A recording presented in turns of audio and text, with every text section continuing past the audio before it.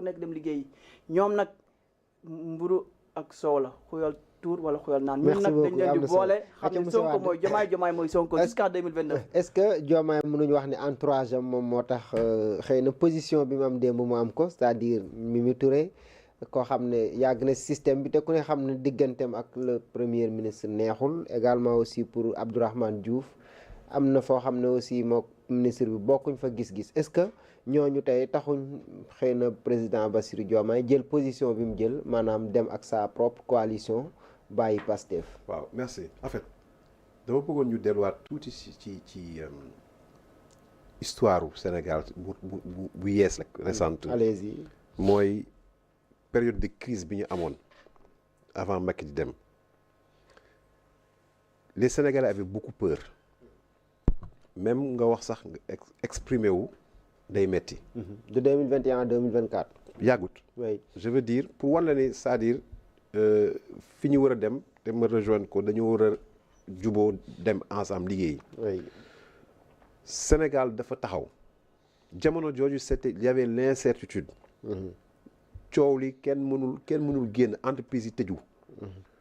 économie bi taxaw parce que pourquoi parce que y avait un conflit. il y avait des conflits d'intérêt même n'est-ce pas ak jógal ma bàyyi diw na fi jógee jàpp nañ diw.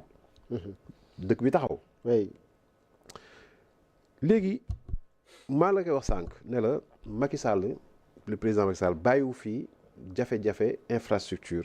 non économie bi mi ngi doon dem. problème démocratie lañ doon jooy bi muy dem. le nouvel gouvernement ñëw andi la vision 2050. mais surtout une chose très importante mooy le jubal jubanti man dama gëm loolu mooy le changement des comportements. parce que Sénégal dafa war a changer. oui qu'on ait un nouveau type de Sénégalais. Aussi ils avaient proposé une chose mooy su ñu ñëwee on va mettre en avant les compétences. valoriser les compétences les hommes qu'il faut à la place qu'il faut. oui aujourd'hui d'ailleurs loolu sax appel à candidature la ñu wax. dañu waroon def moo la wax ma la moo tax ma ne la tey taxawaay bi nga xam ni le président Diomaye daf ko war a taxawee Sonko mu ko taxawee aussi. mooy dañoo am Sénégal dëkk boo xam Sénégal réew boo xam Sénégal la tudd. ñu dénk leen ko ñoom. ñun ñi ñëpp ñu bokk ci Sénégal boobu. am suñuy sañ-sañ am suñu gëm-gëm. mën a participer à ce développement. kon dafa am deux choses et qui doivent régler le choc d'ambition c'est-à-dire il faut que choc ambition ñu teg ko de côté. mettre en avant l'ambition du Sénégal en termes de vision am nañ ko ils ont proposé une vision 2050. kan moo ko porté de vision 2050 c'est le président de la République. le président de la République choisit un premier ministre. qui doit se départir de sa fonction de chef de parti pour mën a nangul cër président bi nga xam ni yàlla moom moo ko fal jaaree la ko ci moom ak ñeneen. nga jouer le rôle de leader te man gëm naa ni. Sonko mën na jouer ce rôle de premier ministre su génnee affaire maanaam politique. ñu teg li nga xam ne moom mooy organisation en termes de rigueur et cetera parce que un État est composé d'experts de tous bords.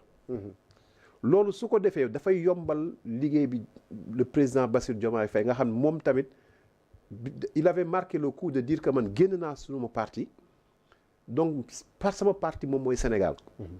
ñeneen tam war ko nangul ne ñun tamit suñu parti dañ koy teg même suñu parti mu nekk au pouvoir mais ensemble moom mooy nañu woote une grande union nationale. dajaloo booloo loolu su amoon mooy jàmm bi. mais fekkee maintenant kii day tiré mooy ñuy wax ambition yi wala les partis au pouvoir ne ni ñoom ñoo jël pouvoir bi. ñoom ñooy exister. Moubarak bokkul Khadim bokkul Abdou Aziz bokkul bokkoo ci man yow doo avancer.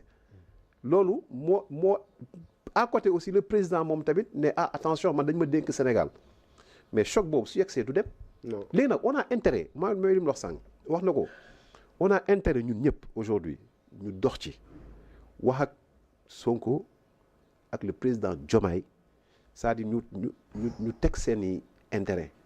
2029 wax laaj nga ma fi bii passé ma ne la 2029 luñ ci wax mënuñ ci wax dara ñëwagul les coalitions aussi, quand on dit coalition, la meilleure coalition c'est une coalition nationale, une coalition citoyenne.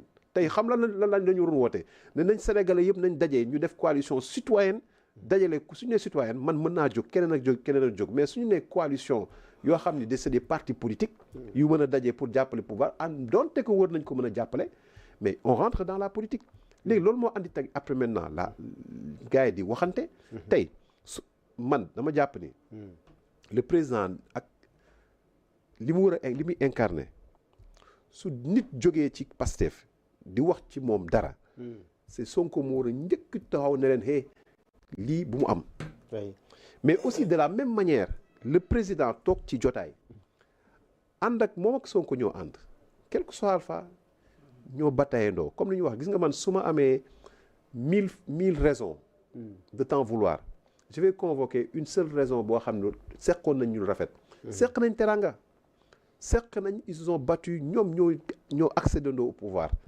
kon quel que soit alpha même le président Diomaye aujourd'hui dafa def attention ci lan mooy bu ñu prêter flanc sur une division ñun bu ñu nangu division parce que suñ ko nangoo encore une fois c'est le Sénégalais qui va encore en pâtir mooy xam lan dinañ sonaat de parce que dëkk bi du dem xam lu tax dem ki ñu fal ne ko directeur de société directeur d'agence nga société nga mu dem di defi politique kooku dina tal def travail sur la vision du Sénégal 2050 du ko tal keneen ak keneen duñ ko tal on ne peut pas faire xoolal mënuñu def ngarale on peut pas faire de la politique à côté et vouloir développer le Sénégal parce que changement bi loolu la laaj léegi les Sénégalais ont besoin aujourd'hui que la situation s'améliore pour mu améliorer nag et c'est là où la bonne nouvelle mooy ñun duñu bàyyi leen ñoom kase ñu développé ko très bien parce que ñun ñëpp dañoo bokk ci gaal kon ñun baax na ñun ñëpp ñu uniru tous ensemble tous les Sénégalais encore une fois quel que soit les bords ñu ne nañu jàppale comment dire ce régime ni ñu koy jàppale mooy am na programme am 2050 nañ ci travailler chaque Sénégalais engagé aussi sinon quel que soit alpha je vous dis encore une fois querelle bi du changer on va revenir lundi les sujets on va parler de ça mardi on va parler de ça mais finalement kan moo ciy sonn c'est le Sénégalais lambda très bien Khadim est-ce que Diomaye narul dem moom kese est-ce que loolu du risque su moom vu que position yi moom si lu soxal gouvernement bi des membres du gouvernement ak aussi ñoo xamante ay DG lañ ñoom ñëpp en tout cas wonewaat nañ encore seen cofel ak aussi seen compagnonnage ak le premier ministre Ousmane Sonko xam naa dernier kàddu gi la ñuy xaar tukkee si seen leader muy Ousmane Sonko est-ce que loolu bu fekkee ne am na Diomaye du nar a continuer gouverner lui seul avec ñi nga xamante ni ñoom la àndal est-ce que aussi loolu du nekk le pire lu soxal sa gouvernance malheureusement pour le Sénégal loolu mooy nekk li nga xamante ni mooy profilé wu à l'horizon parce que boo déggee ni ñu waxtaanee démb rek maa ngi dégg Abdourahmane mu koy wax ni carrément yow continuer doxal dëkk bi ñun incha allah ñu ngi préparer les élections à venir. sans sous-entendre ñu ngi préparer les justement les locales. ñoom aussi dafa mel ne ñoom ñu ñëw aussi xëy na liggéey bi taxu leen jóg mais ay yeneen i mandat. voilà effectivement. donc parce que boo déggee ni ñu waxee rek nga xam ne ñoom aussi ñu ngi. alors que dañ leen a xëcc pour ñu ñëw bokk si liggéey bi. projeté wu pour les élections à venir. locales yaa ngi ñëw. donc ku nekk tey yaa ngi jéem a voilà.